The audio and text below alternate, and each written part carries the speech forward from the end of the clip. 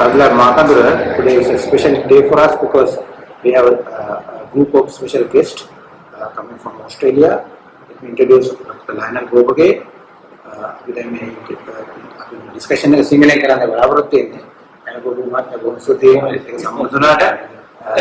Introduction of Denona, Dr. Lionel Gopage and then to Australia by July in Lanka. Migrate picture, Lanka, the Asana, National Figega, we had a Gopage South Agena, Achara Gopage, Dr. Gopage, Lionel Gena, comrade Lionel Gena, Laila Gena, Salama, Dr. Gopage, Lionel Gena, Hamu, Lieutenant Australia, Paduchila, Madagan, he is some Martin Kodina, they will be about now that Ramma Islamike. නමුත් දැනට තවම මේ ප්‍රදා වැඩ කටයුතු වල දේශපාලන වැඩ කටයුතු වල තියෙනවා මම දැනට කිසිම සංවිධානයක නැහැ නමුත් මගේ නිදහස් අදහස් ප්‍රකාශ කරනවා ඔස්ට්‍රේලියාව ගැන ශ්‍රී ලංකාව ගැන ඒ වගේම ජාත්‍යන්තර වශයෙන් තියෙන ප්‍රශ්න ගැනත් මගේ අදහස් ප්‍රකාශ කරනවා මේ ඉතින් ඒකට නිදහසක් තියෙන ඔස්ට්‍රේලියාවේ වෙනින්දී මම මේ වැඩකට කළේ මුලින්ම ඔස්ට්‍රේලියාවට ගියා මෙතන පිළිකාංශයේ මම ඉංජිනේරු කර්මනාකාර උපදේශකවරයෙක් හැටියට වැඩ කළා ඊට පස්සේ ඔස්ට්‍රේලියානු ෆෙඩරල් ආණ්ඩුවේ පේටන්ට් බලපත්‍ර පරීක්ෂකයෙක් හැටියට කටයුතු කළා ඊට පස්සේ ඒ දෙපාර්තමේන්තුවේම මම මේ Science and Technology Policy Analyst කෙනෙක් හැටියට කරලා ඊපස්සේ අවසානයේට කීපයක් කරලා ඒ සෙල්ලම් අන්තිමට මම හිටියේ Research and Development Assessor කෙනෙක් හැටියට වැඩ කරලා විශ්‍රාම ගියා. ඉතින් දැන් විශ්‍රාම වැඩේ ජීවත් වෙන්නේ. Okay, මොනවද ඒක? ඔව් සමහරවිට මෙලා ඉන්නවා. හැබැයි දැන් ගොඩක් අය දන්නවා දේශපාලන ඉතිහාසයේ සායි පොලිටිකල් රෝල් එකනේ.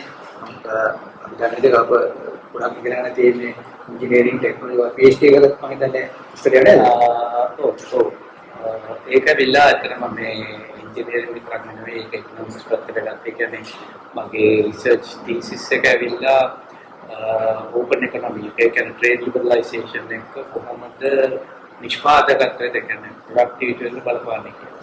මම ඔස්ට්‍රේලියාවේ පළවෙනි වතාවට trade liberalization නිසා total factor productivity කොහොමද මේ ඒකට බලපෑම කියන එක තමයි අතරම ඉස්සරහට ඒක කිසිම දෙයක් කළා නැහැ කියන්නේ. ඔය ඇත්තටම දැන් අපිට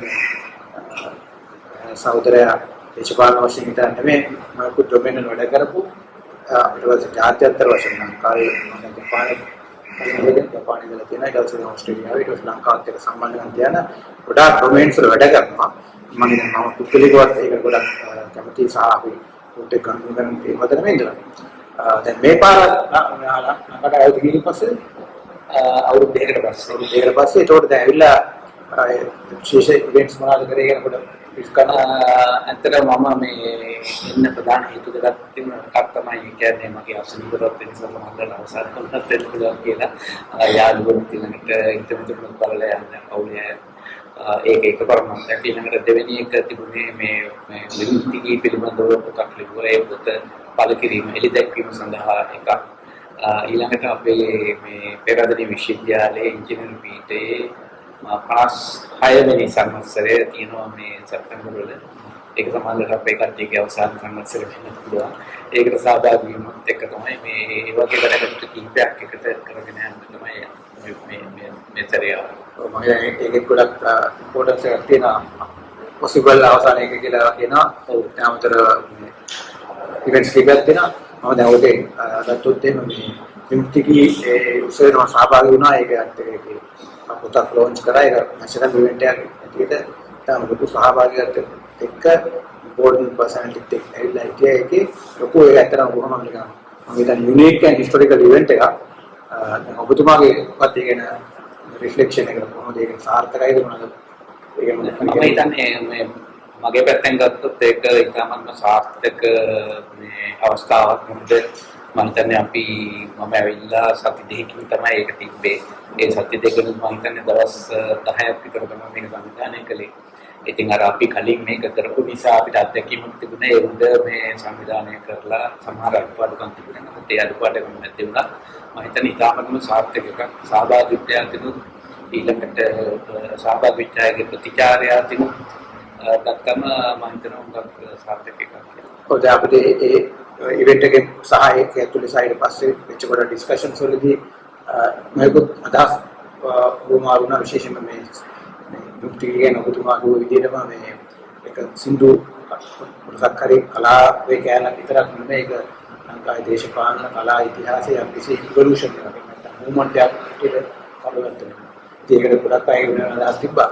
මොකද මම වාගෙන් ඇහුවොත් මම හිතන්නේ ඒකේ කාලේ උනේ 70 ගණන් වලින් නම් 77 ඉඳලා 78 අතන පටන් ගත්තේ 78 ඉඳලා 83 වෙනකම් මේ මුක්තිගී කියන ප්‍රසංගය මොන ආකාරයකට වර්ධනය වුණේ ඒකට බලපාපු ඓතිහාසික තත්ත්වයන් මොනවද ඊළඟට ඒක කොහොමද ඉස්සරහට ගියේ ඒකෙන් මෙච්ච බලපෑම මොනවද කියන අනේ කරුණුත් ඒ වගේම මේ මුක්තිගී ප්‍රසංගයට සහභාගී වෙච්ච අය පිළිබඳව මොකද මම හිතන්නේ මේ නූතන පරම්පරාවට ඒ පිළිබඳ කිසිම අවබෝධයක් නැහැ මොකද මුක්තිගී ප්‍රසංගය දෙවරක් ගණන් කළා 1981 වරක් ගණන් කළා ඊට පස්සේ අවසාන වරට 1983 අප්‍රේල් වල තාරම්ට ලක් කරා ඊට පස්සේ මුක්තිගී ප්‍රසංගයක් විදිහට පැවැත්වුවේ නැහැ ඒ උඩ මම හිතන්නේ ඊට පස්සේ ඒක ගැන කිසිම කෙනෙක් මේ මම හිතන්නේ දැන්වත් ආවේගකට පත් වුණේ නැහැ ඒ නිසා අනිත් පැත්තෙන් ගත්තම මට මේ ප්‍රශ්නයක් වුණේ මුක්තිගී ගැන සමහර අය දියන දේවල් වල මම දැක්කා අඩුපාඩු ඒගොල්ලෝ නොදැනුවත්කම නිසා හෝ සමහරලාට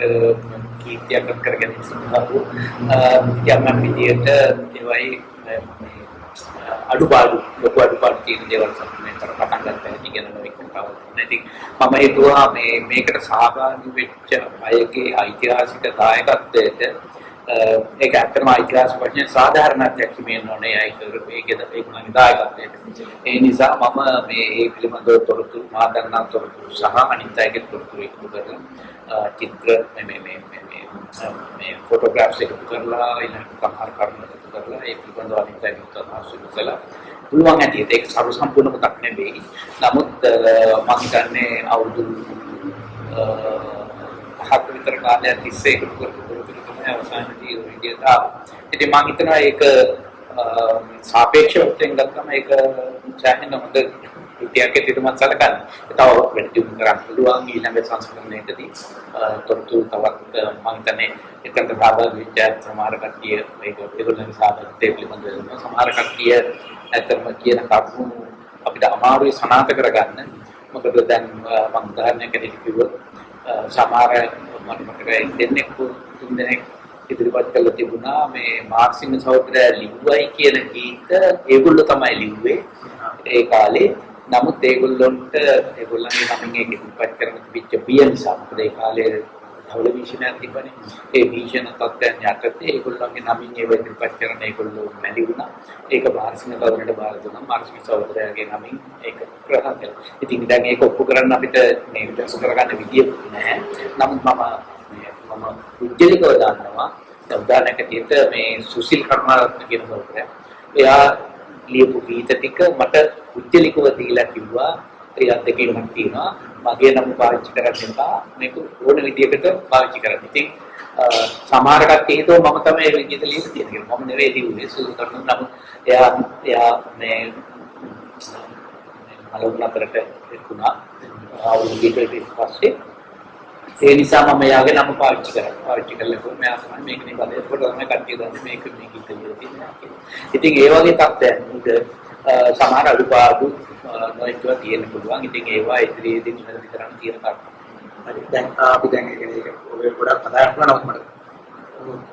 පිටින් කියනවා නම් දැන් මේ પરම්පරාවට ඔයගොල්ලෝගේ හිස්ටොරිකල් අත්දැකීම් එකේ දුච්ච ප්‍රශ්නත් එක්ක කලාව විශේෂයෙන්ම විප්ලවයට හරි ප්‍රයිසිං එකට හරි උදාගත්ත පොතේ ඔක්කොම එක්ක අරගෙන දැන් પરම්පරාවට දැන් කන්ටෙක්ස්ට් එකේදී මොකක්ද ඒකේ තියෙන ලෙසන් එක හරිය නැත්නම් වාට දෙන්න දෙන අනිවාර්ය වෙනවා හරි.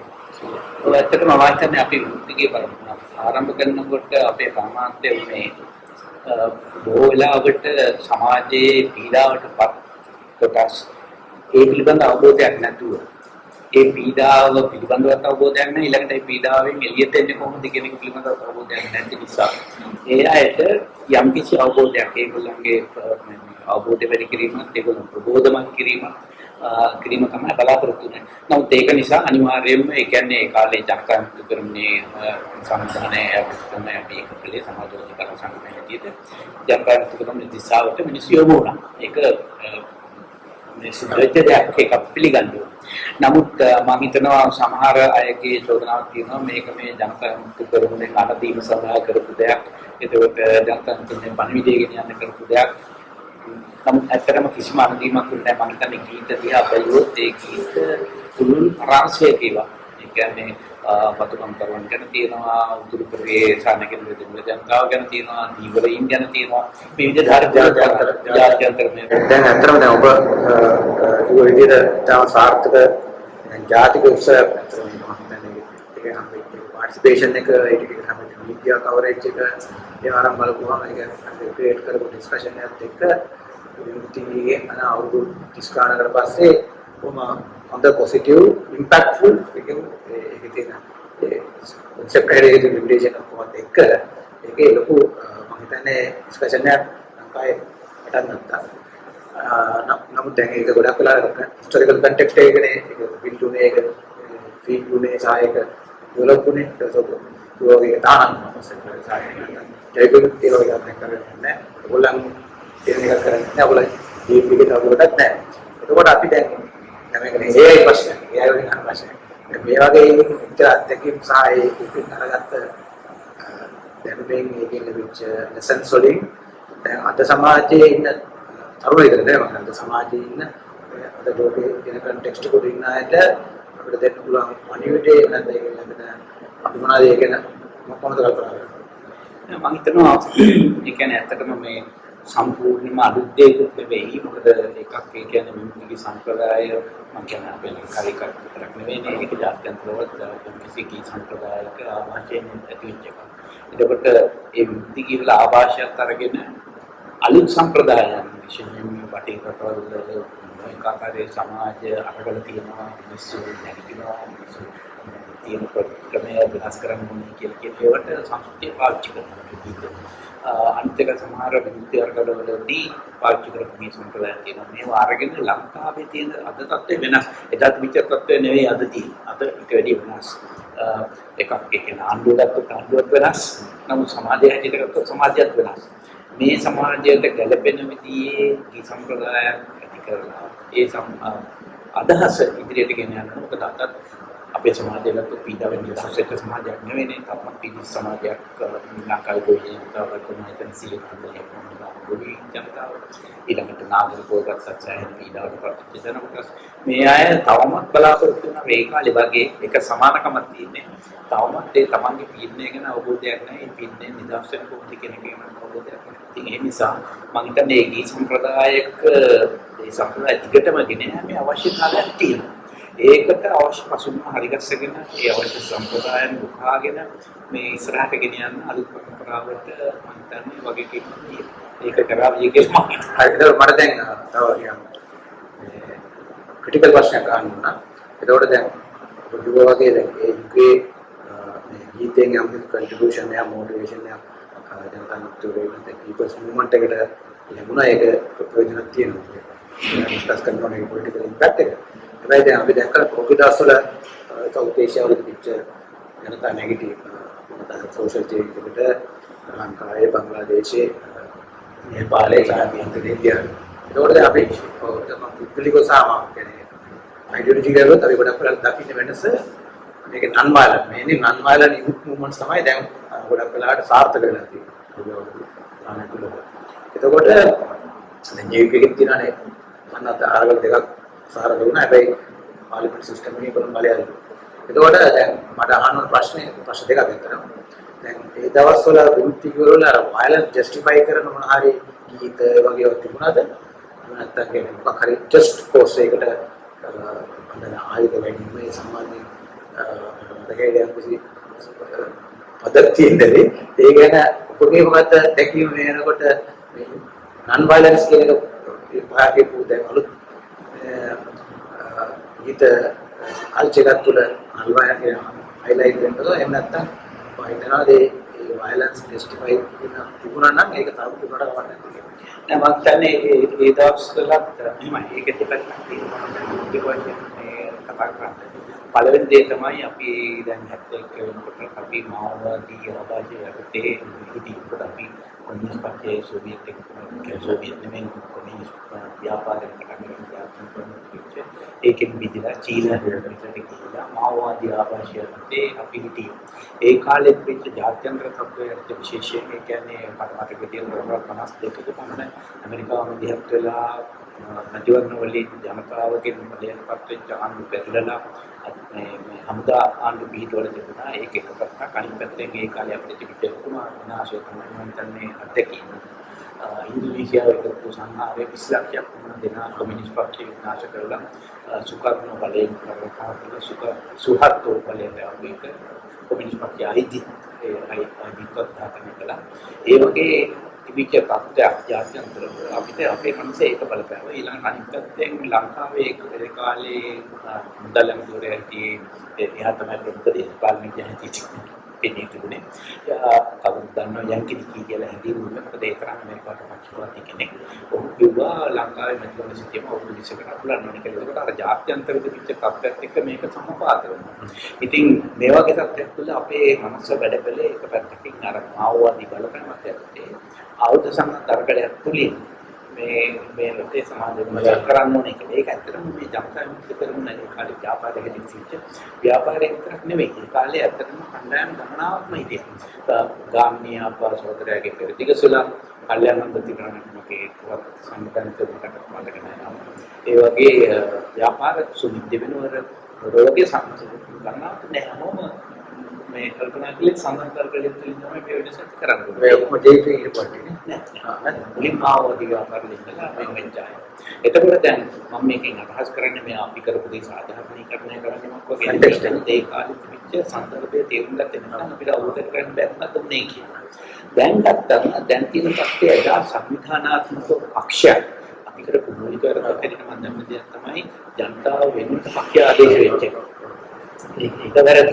ජනතාව විසින් තමයි මේ දේ කරන්නේ. දැන් ගත්තම දැන් ලෝකේ අර මේ ඉදිරිපත් කරපු අදහස ගත්තා. ඒ කියන්නේ වෙන රටවල නේපාලේ බංග්ලාදේශයේ ඉන්දියාවේ ලංකාවේ අරගල ගත්තම ඒ අරගල සංවිධානාත්මකව කියපු දෙයක් නෙවෙයි. ඒවා බොහෝ විට ස්වයංමය. ඒ කියන්නේ සමාජයට සෝෂල් මීඩියා වලින් ටෙලිෆෝන් මොබයිල් එක පාවිච්චි කරන එක කොච්චර ඒක සංවිධානයකට නෙවෙයි. ඒ අතරේ පොදු පරමාර්ථයක් නැහැ. පොදු පරමාර්ථය එකම පොදු පරමාර්ථය මේ දින තත්ත්වයට වෙනස් වෙන්න ඕන. මීට වඩා යහපත් තත්ත්වයක් තියෙනවා. දැන් ලංකාවේ අරගලේ දිහා බලුවොත් ඒගොල්ලෝ යෝජනා කළේ දූෂණයෙන්තර මේ ක්‍රමයේ වෙනස් වෙන්න ඕන කියලා. නමුත් ඒගොල්ලෝ අතර ඉන්ටර්කාරයක් තිබුණේ නැහැ. මේක කොහොමද කරන්නේ? ඒ වගේ දේවල්. ඉතින් ඒ තත්ත්වය අර එදා පිට තත්ත්වයට වැඩි වෙනස්. ඒ නිසා අපේ මන්ත්‍රී ගීත සම්ප්‍රදායක් ගන්න. දැන් අරගලයේ වෙලාවෙත් නොයි ගීත ප්‍රකාශ කරනවා. විනෝද ගීත පාවිච්චි කරනවා. එතකොට දැන් මේ සම්ප්‍රදායත් හිතන්න කරන්නේ අලුත් ගීත කීපකුත් මේ අරගලේදී ගායනා කළා. මතක නැහැ වයිසයි. මේ මම හිතනවා අලුත් ගීත සම්ප්‍රදායක් ගොඩ නැගෙන්න ඕනේ. එහෙම මම හිතන්නේ සමහර දේවල් ගොඩ නැගෙනවා. මම හිතන්නේ ප්‍රතිගමන සමාජවාදී පක්ෂයෙන් කරනවා. වගේ නමක් පාවිච්චි කරලා කණ්ඩායමක් කියන තාම විශාල වශයෙන් ඉදිරියට ආවේ නැහැ. ජනතා විමුක්ති කරන්නේ ඒ වගේ එකක් ඉන්නවා. සමහර වෙනත් කොටසුත් ඒ විදිහට දැන් එකට ජාතිය බණ්ඩාර සහෝදරයන් විමුක්ති කණ්ඩායමේ අස්වාදු ජනරාවයේ කරනවා ජාතිවාදී විමුක්තිය. ඒ වගේ මේ අපේ අපි අරගනික මූලික පියවර තුලින් විහිච්ච සම්ප්‍රදාය ඉදිරියට ගෙනියන ඒ විදිහේ දෙයක් තියෙනවා. ඒක ඉස්සරහට යන්නේ. ඒකයි මම සුදී දැන් අපි පොඩක් මාතෘකාව වෙනස් කරනවා අවසාන වශයෙන් දැන් ඔබ ශ්‍රී ෆවුන්ඩේෂන් එකත් එක්ක සෑහෙන කාලයක් සම්බන්ධකම් පවත්වලා තියෙනවා අපිට උපදෙස් දීලා තියෙනවා අපිට එතකොට ස්පොන්සර්ෂිප් ෆයිනෑන්ෂියලි සපෝට් කරලා තියෙනවා අපේ ප්‍රොජෙක්ට්ස් වලට අද තමයි දැන් බලනවාට සබ්ලම් මාහතුරු ගන්න ආවේ මම මේ රෝම කල් අතුරගෙන නවත් දැන් පළවෙනි වතාවට මාසෙකට ආවා. ඔබ දැන් ඔබ කිව්වා වගේ දැන් අය ගොඩක් වෙලාවට තියෙන්නේ ප්ලෑන් කරනවා උත්තර ලියනවා කන්සෙප්ට් වලට ඉම්ප්ලිමන්ටේෂන් ප්‍රශ්න ගොඩක් තමයි තියෙන්නේ. ඉතින් අපි ගොඩක් වෙලාවට කරේ ඉම්ප්ලිමන්ට් කරලා තමයි අපේ අදහස් ඉස්සරහට දාන එක කරගෙන යන්නේ. ඉතින් ඔබත් ඒ කොටසක් පත් වෙලා තියෙනවා. අද ඔබ වගේ වයිෆ්වත් එක්කගෙන චිත්‍රාවෝගේ සහෝදරියයි හිතෝත් එක්කගෙන ඉල්ලා දැන් ස්පෑන්ලා අපි ඒක බැලුවා දැන් මොකද ඒ සම්බන්ධ වගේ එක්ස්පීරියන්ස් එක අවසන් මම ලංකා ෆවුන්ඩේෂන් එකෙන් බොහොම වැදගත් දෙයක් වැදගත් සංකල්පයක් ඉදිරිපත් කරන මූලික වශයෙන් ගත්තම ඒක තමයි අර මේක වාණිජ්‍ය වෙළඳ සම්බන්ධතාවයක ඉඳලා නිෂ්පාදක සම්බන්ධතාවයක trading to making කියන සංකල්පය. ඒ කියන්නේ මේකට නව්‍යයක් innovation research and development ඒ හැම පැත්තක් විශේෂයෙන්ම මේ industry 4 දැන් තියෙන industry 5. එතකොට මේ තත්ත්වය ගත්තම ලංකාවට මේ තත්ත්වය ගලපන්නේ කොහොමද කියන එක මම හිතන්නේ මූලාරම්භය කළේ ලංකා ෆවුන්ඩේෂන් එක. ඉතින් ඒක මම හිතන්නේ මම සම්බන්ධයෙන් මතක නැහැ. නමුත් අපි මේ 10කට ඉතින් අපි ඒ කාලය තුළ මේ අපිට පුළුවන් ගන්න මේක කරගෙන ගිහලා තියෙනවා. මම හිතන්නේ මේ ජාමින් සහෝදරයාට අපි මේ ගෞරව කරන්න ඕනේ. මේක ආරම්භ කරලා මේක මේ පැත්තට ගෙනාපු එක. මේකෙන් තම පුහුණු කරනවා මේ විද්‍යාත්මක මේ කියන්නේ නවීන විද්‍යාත්මක සංකල්ප සම්බන්ධයෙන් සහ ඒවා මේ ප්‍රායෝගික වශයෙන් පුහුණු කරනවා. ඉතින් ඒක තුළින් යම්කිසි නිර්මාණාත්මක ප්‍රයත්නයක් කරනවා ලංකාවේ මේ තත්ත්වය වෙනස් කරන්න. ඒක නම් යහපත් දෙයක්. ඇත්තටම මම හිතන්නේ තවත් මේකෙන් ඉගෙන ගන්න ඕනේ. ආණ්ඩුවත් මේ වැඩේට මම හිතන්නේ ආණ්ඩුවත් මේ දේවල් කරන්න උත්සාහ කරනවා. ඒකට මේ සම්බන්ධයෙන් යම්කිසි වැඩියක් වීමක් කරන්න පුළුවන්. මේ සංකල්පය ඉස්සරහට ගෙනියන්න පුළුවන්. මම හිතන්නේ trading to making කියන සංකල්පය ගත්තොත් ඒක අපි හැමෝටම වැදගත් වෙන දෙයක්. මොකද ලංකාවේ ආර්ථිකය මම හිතන්නේ යටපීඨ කාලේ ඉඳලා අපි බලාපොරොත්තු වෙන්නේ මේ එක්ස්පෝර්ට් ඩිපෙන්ඩන්ස්. ඒ කියන්නේ අපි පිටරට පටවල ගානක් හොයාගෙන ඒකෙන් කැපෙන්නේ. ලාභයක් හොයාගෙන හරි. ඔව්. ඉතින් ඒක නෙමෙයි වියුත්තේ. අපේ රටේ ජනතාවගේ අවශ්‍යතාවයන් සපුරාලීම සඳහා මේ රටේ නිෂ්පාදනය කර්මාන්තයන් ඒ පැත්තෙන් ඉස්සරහට ගිහිල්ලා ඒක එක්ස්පෝර්ට්ස් වලට ප්‍රශ්නයක් නැහැ. නමුත් අපි එක්ස්පෝර්ට්ස් කරලා අපිට දැන් මම හිතන්නේ කීපතරයක් මේ අත්දැකීම් ලැබිලා තියෙනවානේ කොවිඩ් කාලේ අපි ඉන්නාසුනේ ඒක නිසා දැන් මේ විශ්ව කාලේ මේ ඉරාන ඊශ්‍රායල් ඇමරිකා යුද්ධ නිසා ඒ හැම එකකම අපිට පාඩමක් ඉගෙන ගන්න තියෙනවා. මේ එක්ස්පෝර්ට් ඔරියන්ටේෂන් කියන සංකල්පය අපි දැන්වත් ඒක පාලනය කරගන්න ඕනේ. මම කියන්නේ නතර කරන්න කියලා එක්ස්පෝර්ට් ඔරියන්ටේෂන් ඕන. නමුත් ඒක උඩුමරලා මොකද ජාත්‍යන්තර වෙනවා තුලින් මේ ලාභය උකහා ගන්න පුළුවන් නම් ඒ සඳහා පමණක් නිෂ්පාදනය කරන ආර්ථිකයක ඉඳලා මේ රටේ ජනතාවගේ අවශ්‍යතාවයන් ඉෂ්ට කරන ආර්ථිකයක් දක්වා වෙනස් කරන්න ඕනේ කියන එක තමයි ලංකා ෆවුන්ඩේෂන් එක ඒ පැත්තෙන් මූලාරම්භයක් කරලා තියෙනවා. ඒක අපි ඉදිරියට ගෙනියන්න ඕන. මම හිතන්නේ ආණ්ඩුවට මේකෙන් යම් කිසි ආකාරයක අත්දැකීමක් අරගෙන මේක අත්‍යන්ත ඒකාබද්ධ වෙලා යම් කිසි ආකාරයක ඉදිරියට කරන්න ඕනේ කියන එක කියනවා. සුදු දැන් අතන අපිට ගොඩාක් ටොපික්ස් කතා කරන්න දෙන සහෝදරයත් එක්ක මම ගෝවාගේ මුලින් ඔගේ එක්ස්පර්ටයිස් ඔගේ ඉන්වෝල්ව්මන්ට් දසගානක් තිස්සේ මේක ෆීල්ඩ් වල තිබෙන හින්දා නමුත් අද තියෙන සීමාව වෙලා සීමාව සහ විතාව කෙටි සිටේ තමයි දැයිලා තියෙන්නේ. ඒන අපිට මේ ඩිස්කෂන් එක ඉවර කරන්න වෙනවා. කොහොමද සුදු මම බලාපොරොත්තු නැවත වතාවක් ආයෙත් මේ දේ හම්බෙන්න බලමු. Thank you.